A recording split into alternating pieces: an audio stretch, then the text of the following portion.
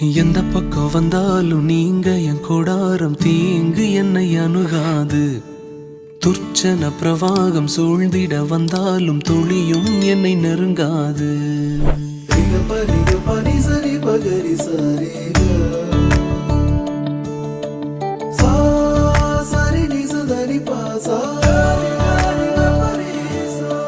எந்த பக்கம் வந்தாலும் நீங்க என் கொடாரம் தீங்கு என்னை அணுகாது. துர்ச்சன பிரவாகம் சூழ்ந்திட நின்றாலும் துளியும் என்னை நெருங்காது. சிறு வெள்ளாட்டு